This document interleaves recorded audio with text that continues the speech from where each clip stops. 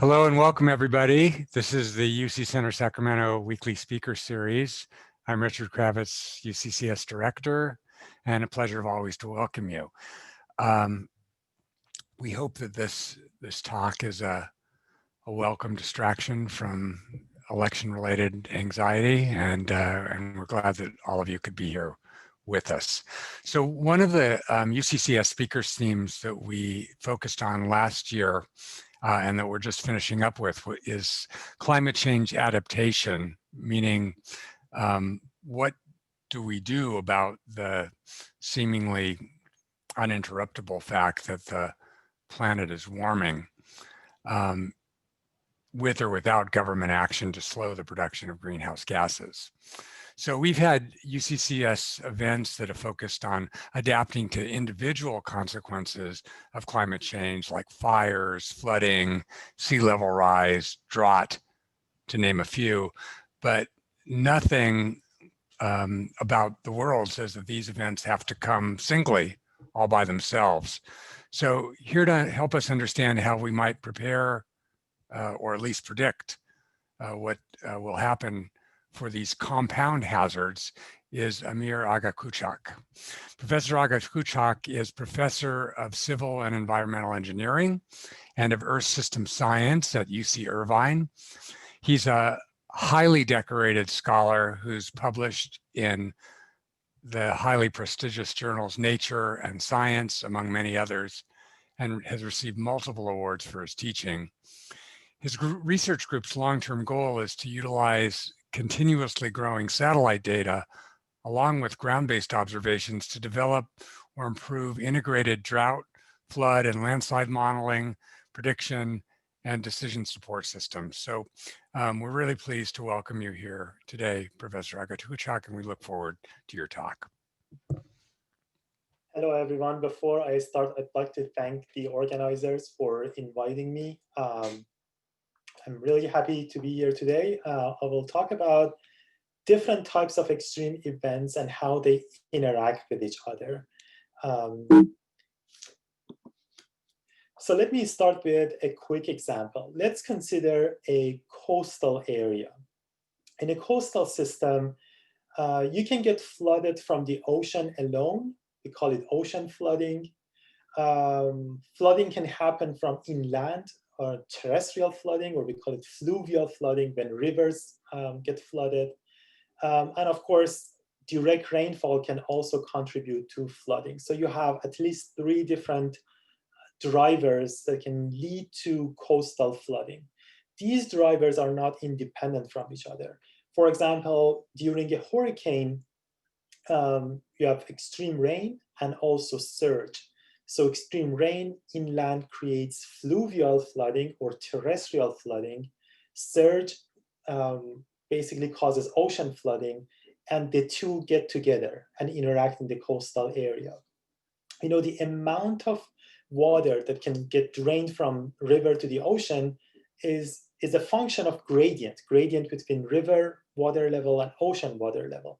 The higher the ocean water level, less water can drain into the ocean, and water will go even backwards sometimes and can cause flooding even worse. So these two are related, these 2 different drivers that I just mentioned, river flow flooding and ocean flooding in coastal areas. But you don't necessarily need a hurricane to see compound flood events. In Western US, atmospheric rivers also dump a lot of rain over land, cause flooding, and also usually they bring surge. Even if you don't have a hurricane or atmospheric river, even by chance, you can have extreme rain inland and king tide or really, really high tide just randomly happening. They can interact with each other. So considering coastal flooding, remember that one driver, ocean water level, is changing. We have strong evidence that sea levels have increased in most parts of the world, and they are projected to continue to rise. This means that even if precipitation and river flow statistics remain the same. Just because sea levels are increasing, we expect more intense and more frequent coastal flooding in the future. And the relationship between these drivers, ocean flooding and terrestrial or fluvial flooding, can potentially get strengthened because one driver is increasing. This is an example of a compound flood. Broadly, a compound flood or a compound event has multiple drivers that interact with each other. There are many different types of compound events. You may have two extreme events happening at the same time, or two non-extreme events happening at the same time, but leading to an extreme impact. For example, a moderate drought and above average temperatures that are individually not very extreme, but if they happen together, they can potentially lead to extreme crop failure. So the impact will be extreme. Individually, they are non-extreme, but if they happen together, lead to an extreme impact. Another example would be events happening in a certain sequence or cascading events. For example, extreme rain over burnt area. That can lead to debris flow and other flood-related hazards. So there are different types of events, and the individual drivers involved may not be very extreme, but it can potentially lead to extreme impacts. So this is broadly compound events. Today, I will talk about different types of compound events: coastal flooding, droughts and heat waves, and compound events related to wildfires.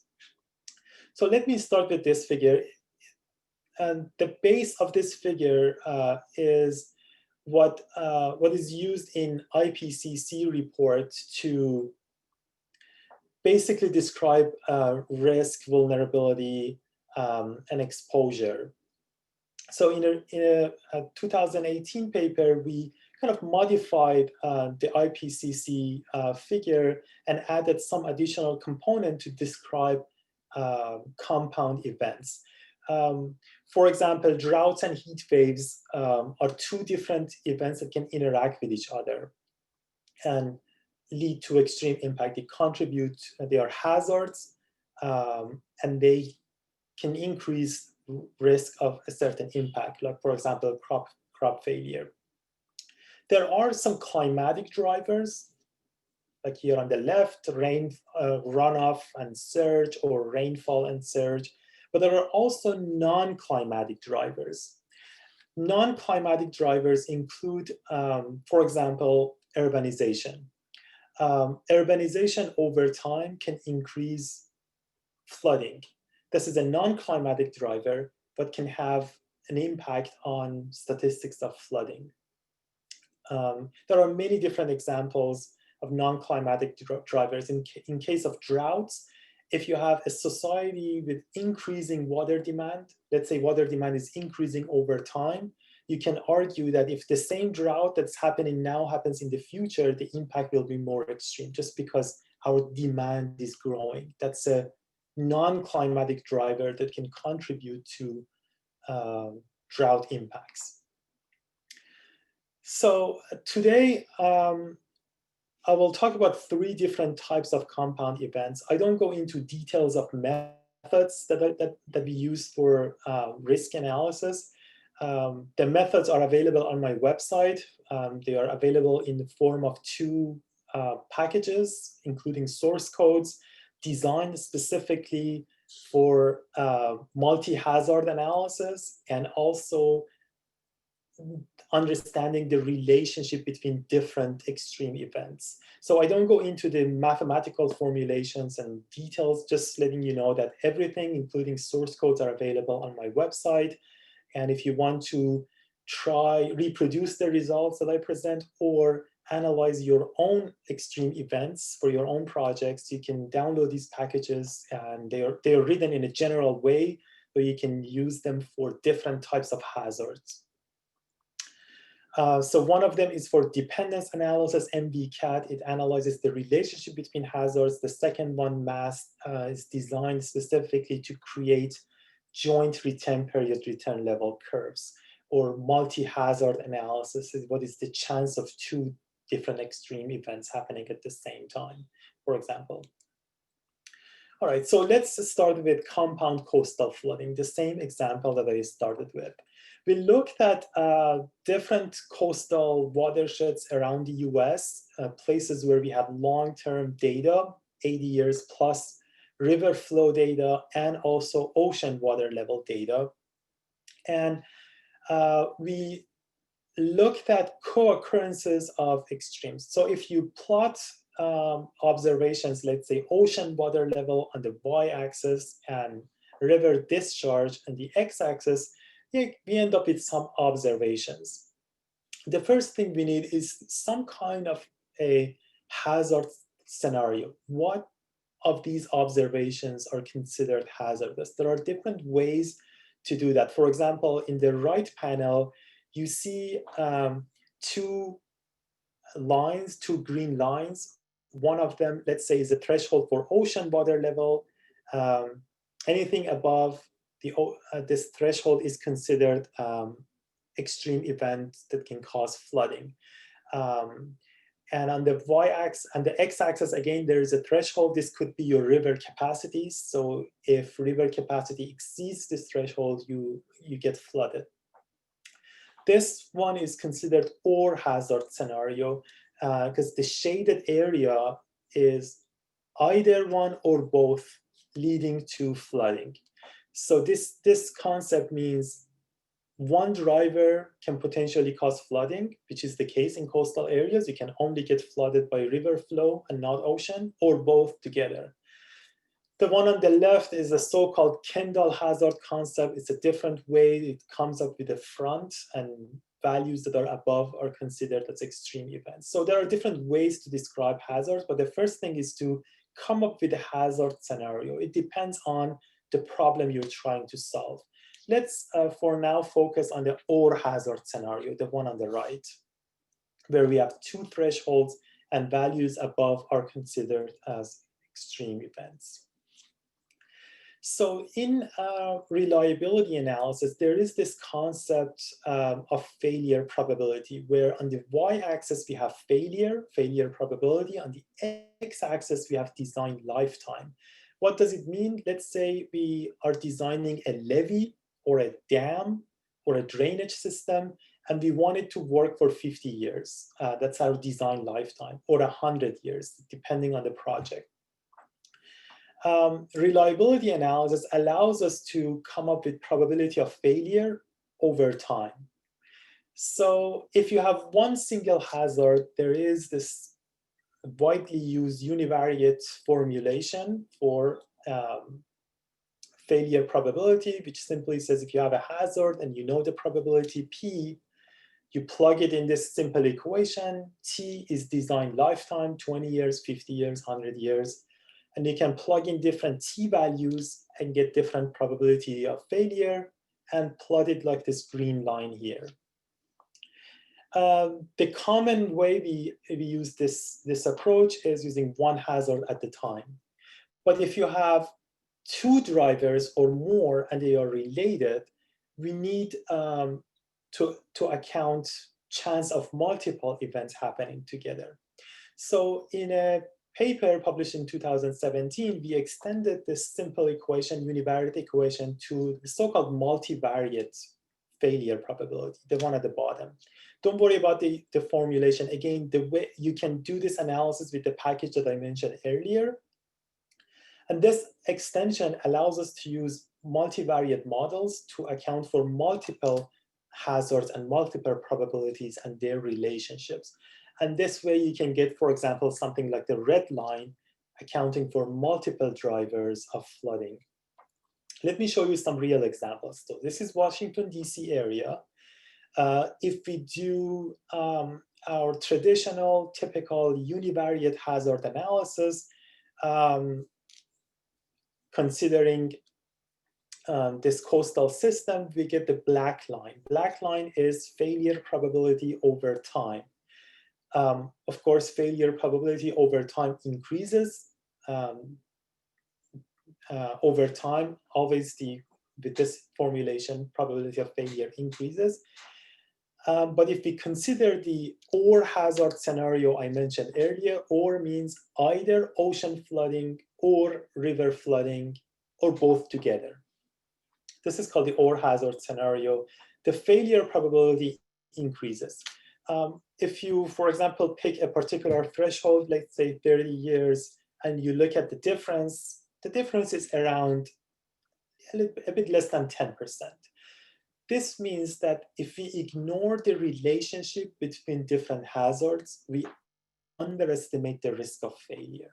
And this has huge consequences. Now, remember I mentioned about sea level rise? What if we consider future sea level rise? How the failure probability is going to change? So this method allows us to bring in future sea level simulations. So instead of using historical sea levels, we use future sea levels and repeat the analysis. That would be the purple line here. And it shows that future sea levels will significantly increase failure probability. The dotted lines are the uncertainty bound based on different model simulations.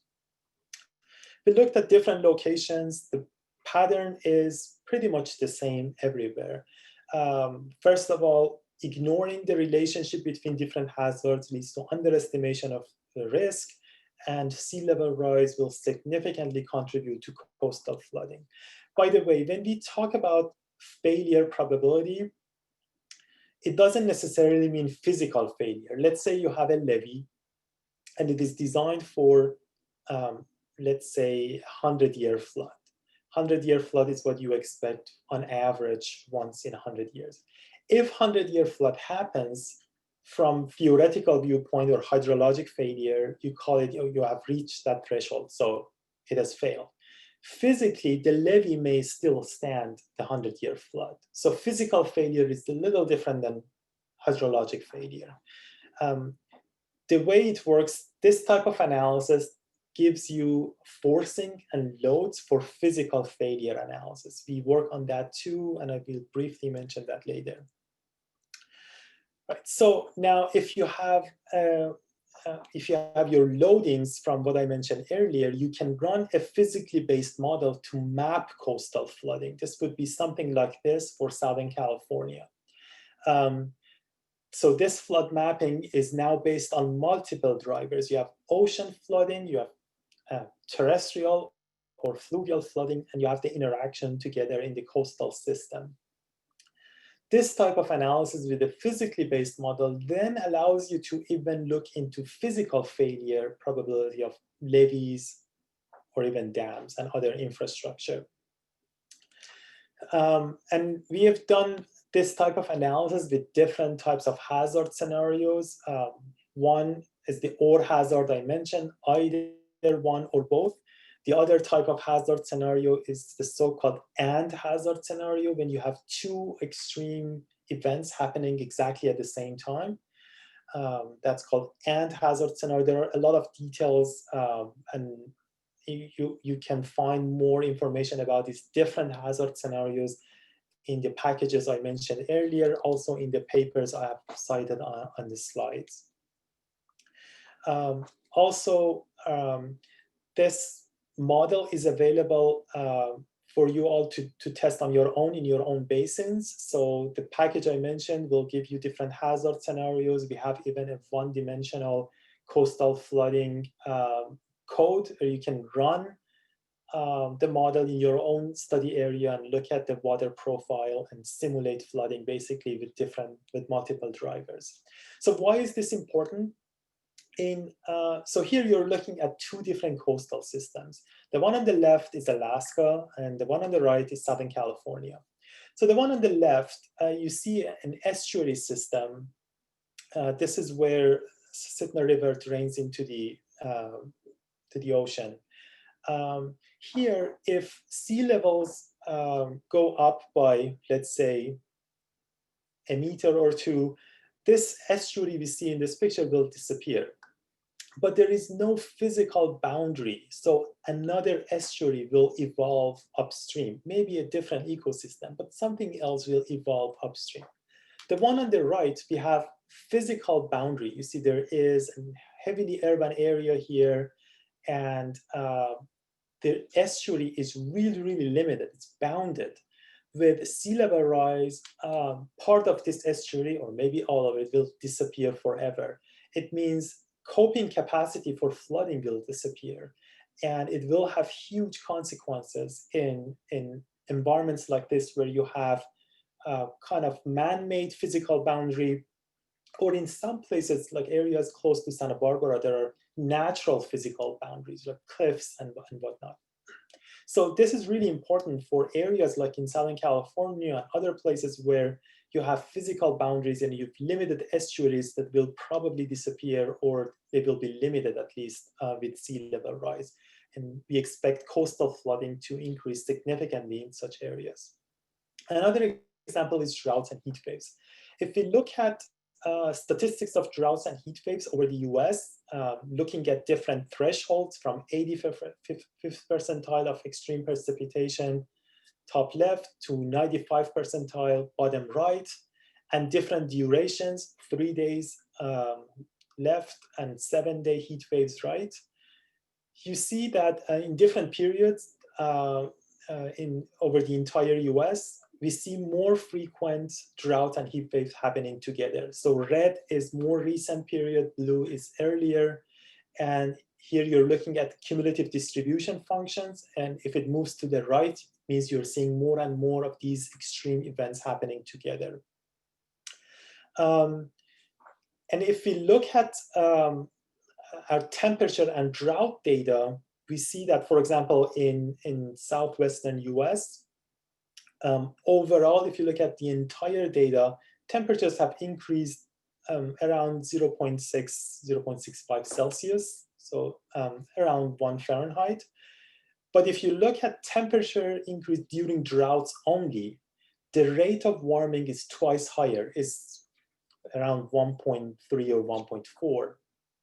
This means droughts are warming much faster than the average climate in southwestern US. The same pattern, you can see the same pattern in other parts of the US, all the southern states, southern parts of the US, and also even Northeast and Midwest.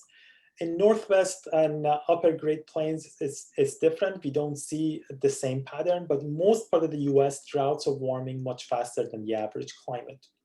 A good example is our recent relatively recent 5-year drought, where we had 4-year low precipitation and multiple years of extreme record temperatures. This is an example of compound drought and heat wave with significant impacts. Now, if you look at this recent drought, let's say 2014, if you look at precipitation alone, with respect to precipitation, 2014 was the 5th on record. It was not the most extreme. The impacts were significant, really, really significant. But with respect to, from climatic perspective, it was the 5th on record. Temperature was record at the time. That record is broken already twice since then. But if you just look at precipitation, you do risk analysis or return period analysis, you end up with a 24-year event on average. This means on average, you expect something like that to happen once every 24 or 5 years. So it's not very extreme, still extreme, but not very extreme. But if you combine them together using the method I mentioned earlier, let's ignore the math, it's all included in the package I mentioned, you will end up with a 200-year event. So if you look at one driver, one extreme at a time, it appears to be a 25-year event. But when you combine the two drivers, drought and temperature together, it appears to be a 200-year extreme event. So way more extreme than individual drivers show. And of course, this has impacts on crop yield. Here is an example of yield data for different crops, wheat, barley, canola, and more. And at the bottom, you have drought information. based on precipitation, SPI, and soil moisture, SSI. These are standardized drought indices. And gray lines are basically drought periods. And you can see here where you have an extreme drought, crop yield drops. And this model that I mentioned, I don't go into the detail, but allows you to even quantify chance of crop yield above average or below average under different situations: wet, dry, above average, below average temperatures, and so forth. And here are some examples. For example, if you pick a particular crop, let's say wheat, and let's say the average yield is a certain number, that average is shown here with a dotted line. The model allows you to say, okay, if you have a wet climate, there is 83% chance of going above average. If it's dry climate, it's only 27% chance to go above. And you can combine wet, dry with high temperature, below average temperatures for this type of analysis. Another quick example relevant to California is snow response to different levels of warming.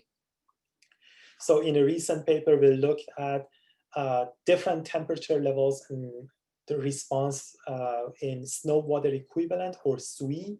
Here, different distributions show distribution of SWE in response to different temperature levels. So the warmer the temperature, snow basically melt faster, you end up with less snow water equivalent. And the lower the temperature, you see the distribution of snow spreads more broadly. And this model I mentioned allows you to, the dependence model I mentioned, MVCAP package, allows you to even quantify SWE or snow response in response to every 1 degree Celsius of warming. For example, in Sierra Nevada area, 1 degree of warming corresponds to, say, 20% change in snow water equivalent. Then you can link this to water availability downstream, or summer water availability downstream in rivers in California, and even reservoir water levels, and link this to, for example, drought impact assessment.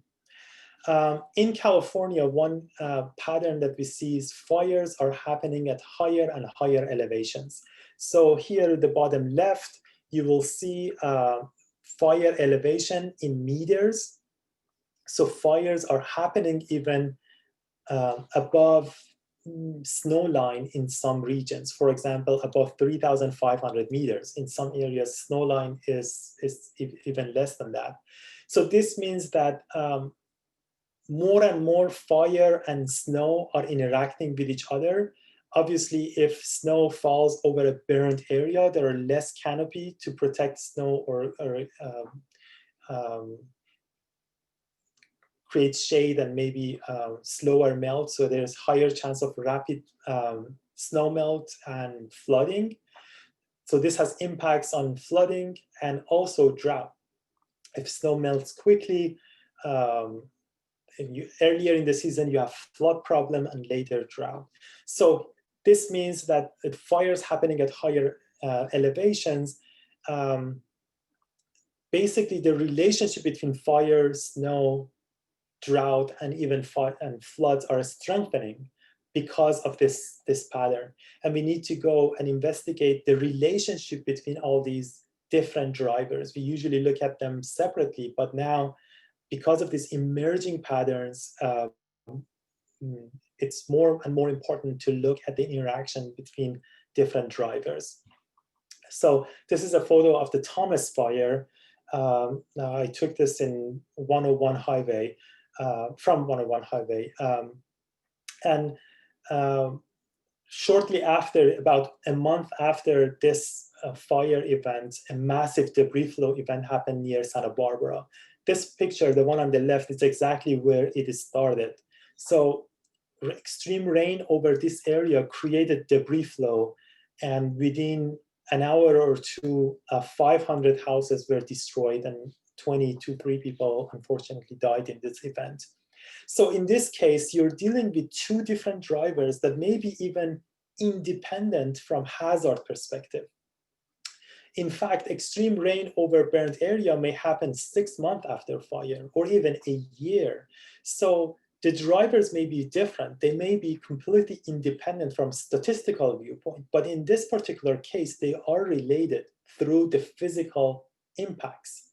The physical impact in this case would be debris flow, flooding, loss of lives and property. These events are much harder to investigate because again, there is no statistical relationship and we cannot simply link them together using statistical methods.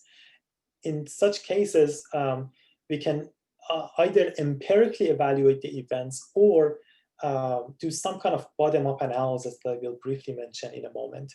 So in a recent study, in this event that I mentioned, just downstream of this picture on the bottom left, there was a major natural gas pipeline. Unfortunately, a big boulder hit that pipeline. A big explosion happened and basically damaged nearby houses. So here, you're looking at natural gas pipelines across the state. So these are major pipelines. They are underground and theoretically safe during fires. But if you have a situation like massive debris flow with significant erosion, explosions can happen like what happened near Santa Barbara. So we looked at chance of rain over burned areas empirically based on model simulations of future relative to historical. And we see that red means more chance of extreme rain over burned area just because models are showing more burned areas in the future and also more extreme precipitation. So this issue of rain over burned area is something that is really important to California. And unfortunately, we don't have really good models to analyze this risk because again, the drivers are very different and in many cases independent from each other. So one way to do this is to somehow do some backward analysis. It means starting from impact and then trying to understand the hazard drivers.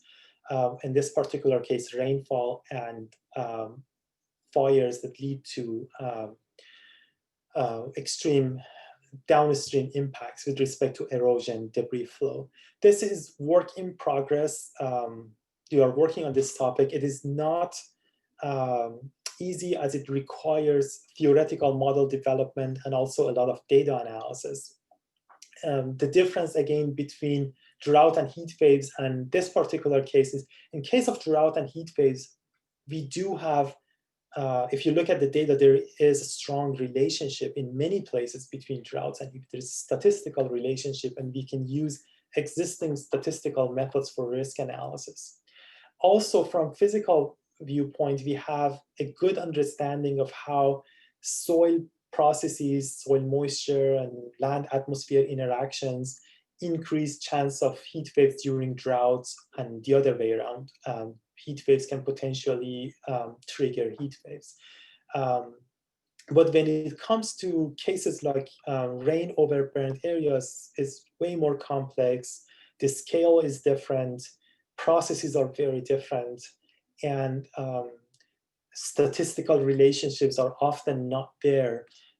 So we need a lot of resources and investment in this area to better understand how non-related, at least statistically non-related events interact with each other with respect to impacts.